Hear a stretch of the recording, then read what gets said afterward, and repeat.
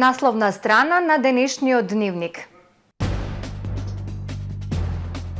Охрид дел од иницијативата Младите во фокус.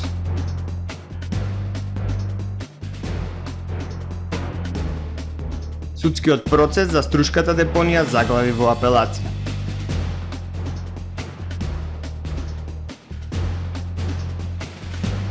Основно јавно обвинителство Струга поднесе обвинение против поранешен јавен обвинител од Охрид.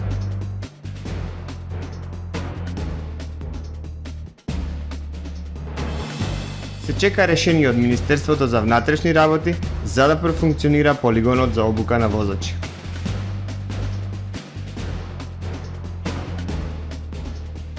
Светот се збогува со кралицата Елизабета II.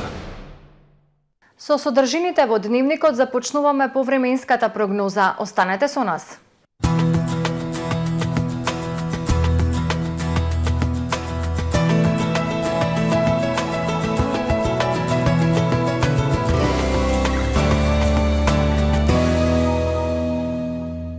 Денес во Охрид студено утро, во текот на денот сончево, ветровито и свежо време со измерени максимални 18 степени Целзиусови. Во текот на ноќта кон вторник ќе биде ведро и студено со благ пораст на ноќните температури.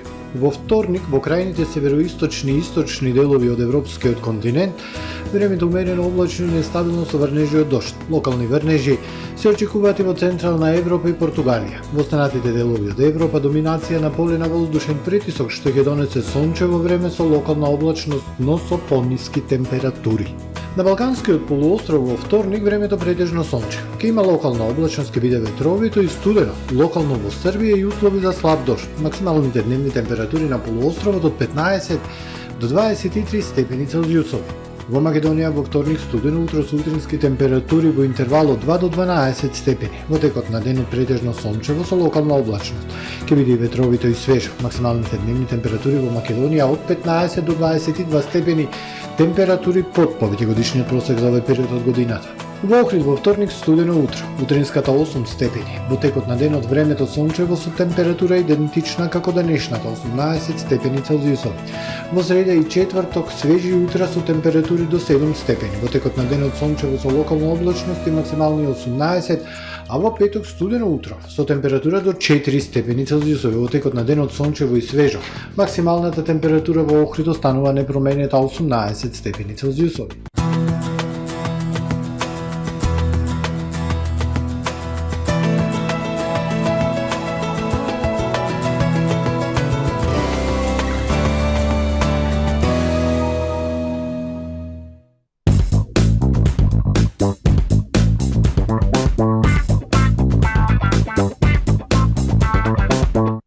Добре дојдовте во светот на Кармен Бау Центар.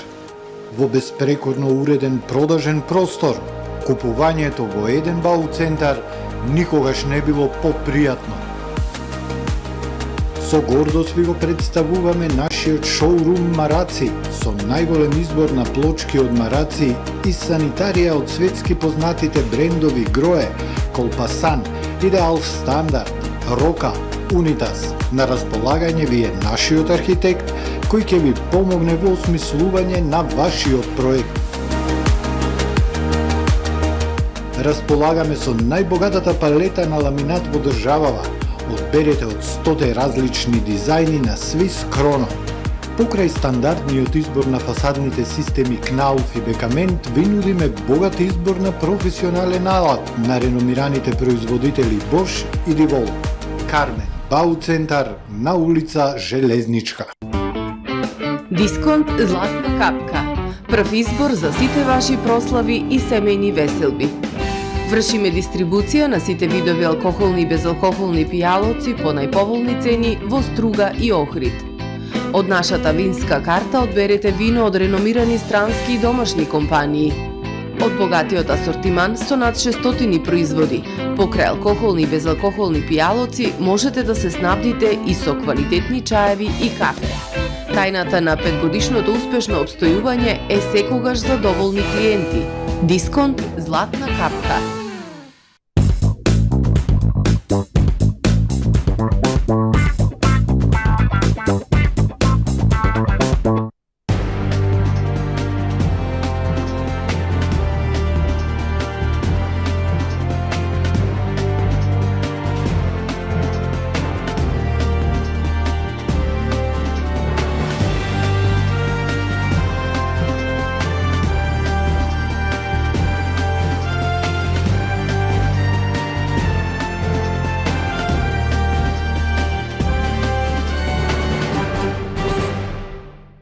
Добар ден, прво издание на Дневникот на ТВМ.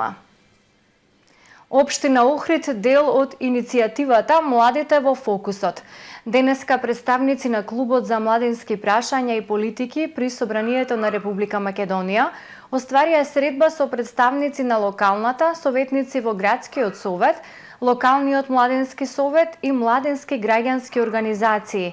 Целта на средбата беше да се слушнат ставови и размислувања за темите кои ги обединува иницијативата, градење на капацитетот на локалниот младински совет и предизвиците на имплементација на законот за младинско учество. Да се поттикне соработка меѓу локалната и централната власт со вклученост на граѓанскиот сектор во доменот на младите, со цел нивно поголемо учество во креирање на општествените политики и подобрување на нивната положба, е целта на иницијативата Младите во фокусот на Клубот на младински прашања и политики при Собранието на Република Северна Македонија. Координаторката на клубот, пратеничката Моника Зајкова и представникот на Институтот за добро управување и евроатлантски перспективи Бојан Кордолов денеска остварија средба со локалните чинители на младинските политики во општина Охрид.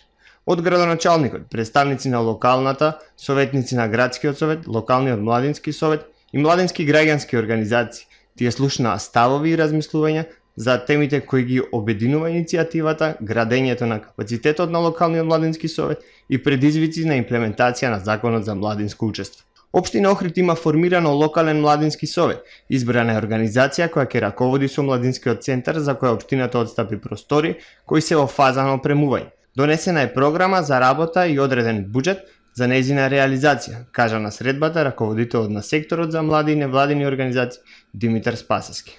Ние нема да ги ограничиме во однос на тоа колку средства ќе им дадеме, туку секоја нивна идеја која што ќе се спремни да ја реализираат, да ја буџетираат, да испланираат, ние како локална самоуправа ќе најдеме начин да ја поддржиме. Охридскиот локален младински совет до крајот на годинава треба да реализира 2 проекти за почеток на неговото функционирање. Едната беше спроведување анкети, дискусии, јавни дискусии со училишни младински заедници, со други младински организации, спроведување анкети во својство на колку младите сакаат да останат тука, колку ја гледаат перспективата тука. Другиот проект беше урбаната уметност, која што сакавме да покажеме на некој начин, бидејќи за многу работи кај нас така скептично се гледа или се смета за вандализам ако има некое такво дело кое што да кажеме ќе ги разубави некои кај нас оштетени фасади или такви објекти или стари објекти кои што нормално не се да кажеме сега ќе добиваме дозвола од сопственикот на објектот, нема да е во подрачје каде што е заштитена зона или под заштита на завод за музеј, бидејќи нормално не сакаме да штетиме на нешто кое што има историја, традиција. Туку има доста кај што претходно биле, да кажам, со доста вулгарности и такви некои символи кои што можат да се заштитат и на некој начин да се даде малку простор на таа субкултура и алтернативност. Председателот на невладината организација Инклузија, Вахид Мехмет, упати критика до локалниот младински совет. Не се согласувам дека локалниот совет добро функционира, мислиме дека не функционира онака како што треба да функционира и мислам дека тука треба да се направи реорганизација и ние како Здружение Инклузија кои патем сме членка и на коалиција сега и на Национален младински совет на Македонија ќе бараме реорганизација затоа што локалниот совет е многу затворен и не е отворен за младите. Сите забелешки кои се позитивни, конструктивни во насока на подобрување функционирање на младинскиот совет треба да бидат имплементирани и поддржани, кажа советничката Живка Ангеловска. Сакала покрај програмите кои што ги усвоивме да имате што повеќе иницијативи, што повеќе предлози, затоа што верувам дека ниеден советник нема да ви даде црвено светло на сето она што е издржано и сето она што може да се реализира, а тоа ќе биде на општо задоволство на нас граѓаните во Охрид. Охрид е една од ретките општини која што има формиран младенски совет и младенски центар, што е за поздравување, истакна пратеничката Моника Зајкова. Таа ги покани представниците на младинскиот совет и организации да ги искористат можностите кои ги нуди клубот за младински прашања и политики при собранието. Што само ако соработуваме меѓу себе и на централно и на локално ниво, со искрена намера, може да ја вратиме довербата на младите во институциите, затоа што знаете дека младите апсолутно не ги гледаат институциите како свој партнер. И нашата идеја е во главно тоа, да можеме да ја вратиме таа доверба и да можеме партнерски да работиме на целокупната младинска политика и вклученост на младите во општествените и политичките процеси. Во престојниот период во рамки на клубот ќе биде организирана јавна дебата на која ќе бидат присутни представници на локалните младински организации за да ги презентираат проблемите со кои се соочуваат во своите градови, како и нивните ставови по однос на законски решенија кои се од нивен интерес, како Законот за средношколско организирање и Законот за младинска работа. Судскиот процес за Струшката депонија по првата поднесена граѓанска тужба заглави во апелација. 7 месеци нема одговор по поднесената жалба од страна на тужените. Министерството за животна средина, Општина Струга и јавното комунално предпријатие, кои што Струшкиот суд го прогласија за ненадлежен за вакво судење. Екологистите алармираат, велат судскиот процес со Струшката депонија бара итно решавање, бидејќи изминативе 5 години во Струшко има значителен пораст на заболени од карцином и респираторни заболувања. Случајот со Струшката депонија заглави на апелација. Веќе 7 месеци се чека одлуката на апелациониот суд Битола по поднесената жалба од страна на тужените, кој што Струшкиот суд го прогласија за ненадлежен за ваков судски процес. Екологистите алармираат, велат проблемот со Струшката депонија бара итно решавање, бидејќи изминативе 5 години нема никакво подобрување на состојбите со управувањето со отпадот. Нов екопроблем во Струшко е повеќекратното спалување на дивата депонија во село Лабуништа. Самото пасивно постапување на апелациониот суд се губи смислата на итноста на овие мерки за кои што ние бараме да бидат имплементирани со цел заштита на здравието и животот на луѓето.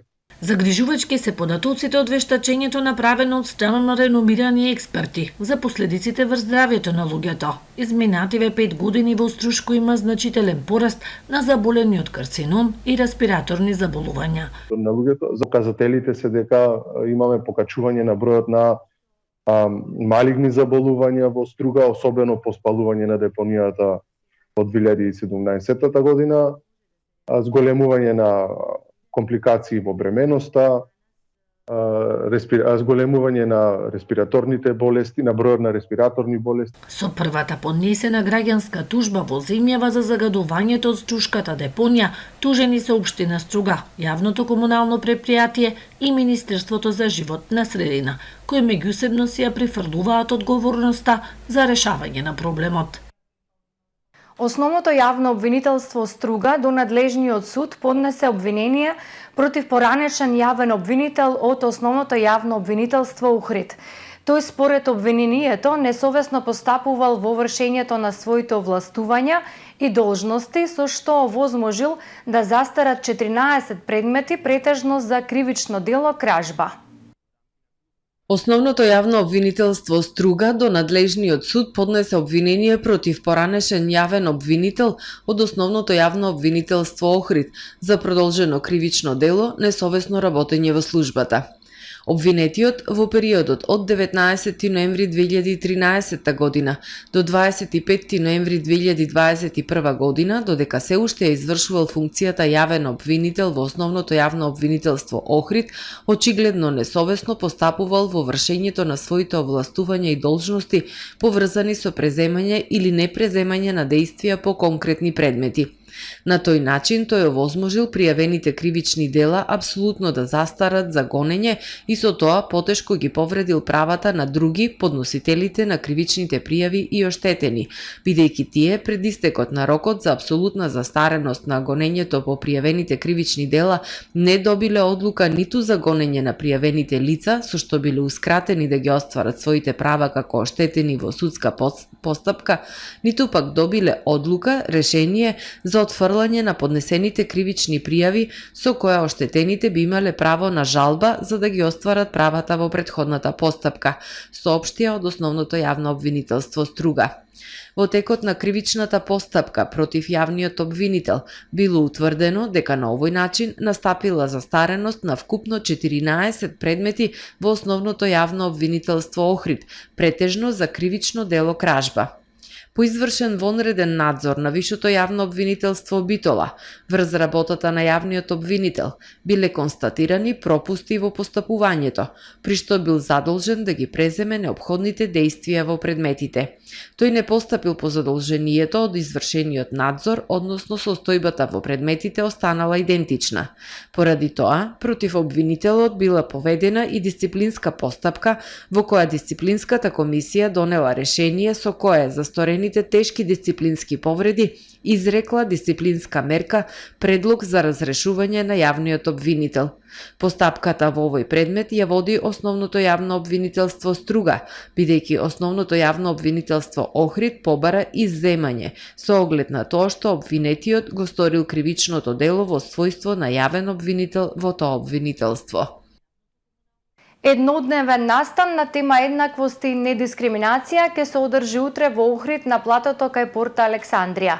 Еднодневниот настан се одржува под мотото "Препознај, пријави, спречи дискриминација". Целта на овој отворен ден е едукација на граѓаните и граѓанките на темата еднаквост и недискриминација, но и представување на Комисијата за спречување и заштита од дискриминација како тело кое нуди заштита од сите типови на дискриминација. Представниците на Комисијата се отворени за дискусија со локалното население и ќе бидат подготвени да одговорат на сите прашања на присутните. Важно е да ја подигнеме свесноста дека дискриминацијата е штетна за општеството, но и дека е забранета со закон и не треба да остане непријавена. Токму затоа ќе се зборува како да се препознаат формите на дискриминација, но и како да се пријави истата. Важно е да научиме дека луѓето треба да ги почитуваме онакви какви што се, затоа што сите сме еднакви и имаме исти права, велат организаторите. Настанот на платото кај порта Александрија со почеток во 13 часот ќе го отвори Игор Јадровски, член на комисијата. Настанот е финансиски поддржан од мисијата на ОПСЕ во Скопје. Охридскиот полигон за обука на возачи не работи 2 месеци. Кандидатите за полагање за возачка дозвола се жалат, им се пролонгира полагањето. Од крајот на месец јули со одлука на Совет, со полигонот управува јавното предпријатие Охридски комуналец, место до тогашното јавно предпријатие Градски гробишта. Охридските кандидати за возачи реагираа дека им се пролонгира времето за полагање возачка дозвола. Чекаат да биде пуштен во употреба современиот полигон за обука на автошколите. Полигонот за потребните обуки за полагање не се користи 2 месеци. Причината за застојот од јавното предпријатие Охридски комуналец ја лоцираат во чекањето решение за стопанисување од МВР по неговото реновирање од нивна страна. 29 јули со одлука на Охридскиот градски совет, полигонот е даден на стопанисување на јавното предпријатие Охридски комуналец наместо од дотогашното јавно предпријатие Градски гробишта. Јавното предпријатие Охридски комуналец за да стопанисува со полигонот мораше да направи осовременување на полигонот, појаснува директорот Сашо Најдески. Во смисло обележување на сигнализација, некои технички работи што за краток период беа отстранети недостатоците и нормално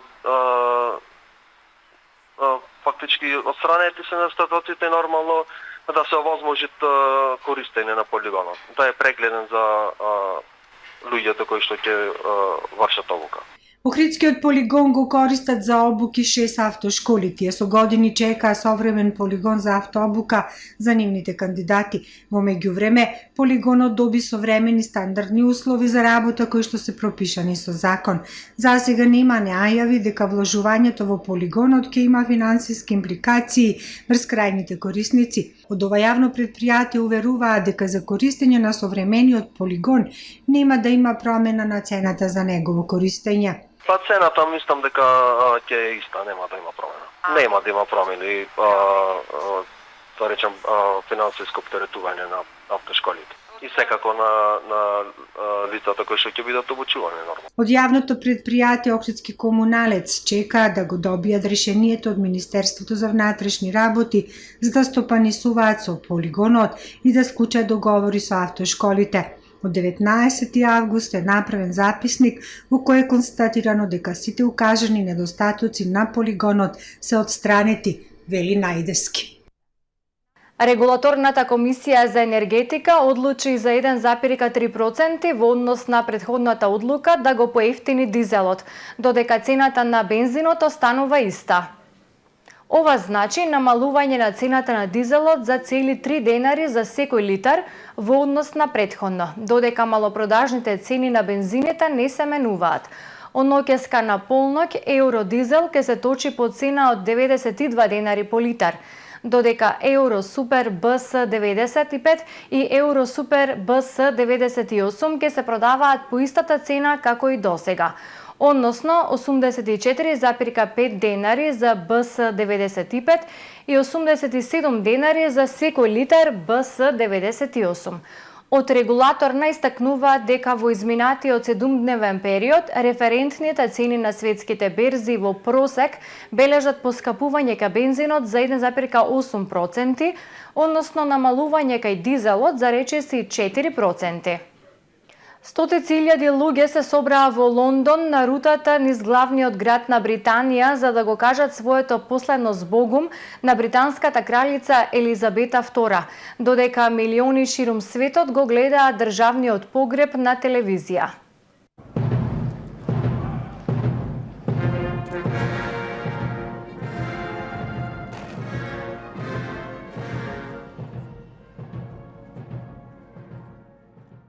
Британската кралица Елизабета II попладнево беше испратена во капелата Сент Џорџ во замокот Виндзор. Луѓето се збогуваа со кралицата до изутринава во 6 часот и 30 минути.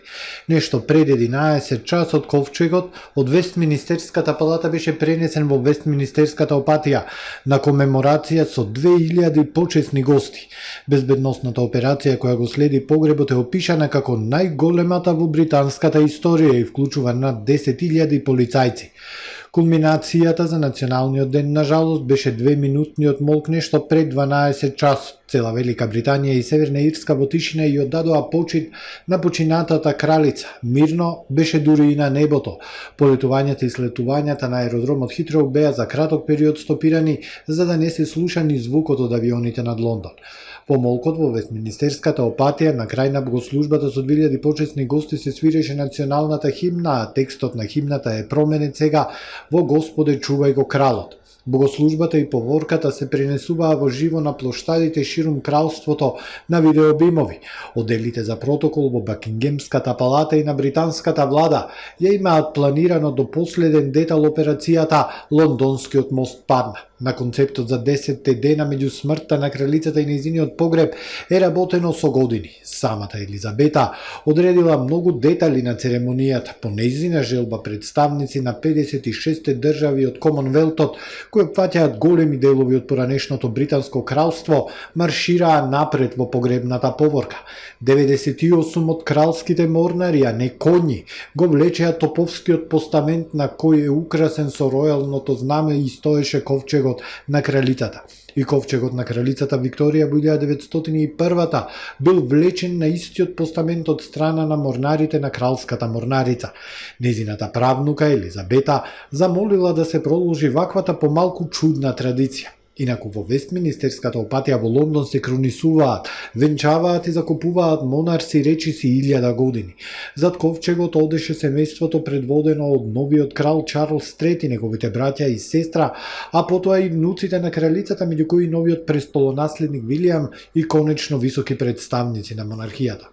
За време на поворката се пукаше од топови, а часовникот Биг Бен чукаше непрестајно. Кралицата ќе биде погребана покрај нејзиниот сопруг Филип, кој почина во 2021 година. Таму во гробница од црн белгиски мермер, последното почивалиште го имаат и родителите на кралицата и нејзината сестра Маргарет. Само за време на приватното погребување на крајот на денот нема да бидат дозволени камери и микрофони. Сите останати делови од церемонијата беа пренесувани во живо од стотици телевизиски канали и интернет платформи. BBC проценува дека милиарди луѓе ширум светот ги следеа случувањата во Лондон. А во продолжение да ги погледнеме и останатите вести од светот. Украинската државна компанија за атомска енергија Енергоатом денес соопшти дека руската армија е нападнала нуклеарната централа Јужнокраинска во јужниот регион Николаев. Енергоатом наведува дека реакторите не се оштетени и работат нормално. Експлозијата се случила на околу 300 метри од реакторот, како што се додава оштетени се околните згради на електраната позната и како Пивдено-Украинска. Во нападот е оштетена и блиската хидроцентрала и далноводите. Конечните резултати од парламентарните избори во Шведска ја потврдија победата на десничарската коалиција која доби 176 претеници, а коалицијата на левиот центар со учество на социјалдемократите 173. Одзивот на гласачите бил 84%. Десничарскиот блок е предводен од лидерот на умерената коалицијска партија Улф Кристенсон, но шведските демократи освоија најмногу гласови во коалицијата поддржана од 20,5% од гласачите и добија 73 места во парламентот. Најголем број швеѓани гласаа за владеачката шведска социјалдемократска работничка партија 30,3%, со што добија 107 пратенички места. Но тие не и се доволни за да формираат кабинет заедно со коалиционите партнери. Премиерката Магдалена Андерсон веќе ја објави својата намера да се повлече поради изборниот пораз, а новиот кабинет ќе добие појасни контури утре кога ќе почнат првите консултации за формирање влада. Премиерката Андерсон ќе ја води преодната влада додека новата не ја преземе власта. Најмалку едно лице загина, едно исчезнато, а 60 се повредени од како тропската бура го погоди југозападниот дел на Јапонија и се упати кон северот на Токио. 9 милиони луѓе во Јапонија добија наредба за евакуација од нивните домови откако земјата е погодена од еден од најлошите тајфуни регистрирани во историјата. Улиците се преплавени со вода од реките, а најмногу домаќинства останаа без струја кога тајфунот Нанмадол вчера го погоди регионот Кјушу, слабејќи во тропска бура. Еден човек пронајден мртов рано утрово во неговиот автомобил потопен на фарма, изјавил локален функционер. Тој додаде дека едно лице се води како исчезнато откако одрања зафалил неговата колиба. Нанмадој дувал со брзина од 108 км/ч со налети од 162 км, соопшти јапонската метеоролошка агенција. 10.000 луѓе поминаа ноќта во гимназии и други јавни институции за секој случај. Меѓу 60 повредени има и такви кои паднале бегајќи од дождот, а некои биле погодени од парчиња стакло, јавуваат јапонските медиуми. Тука е крајот на првиот дневник на ТВМ. Ви благодарам за вниманието. Довидување.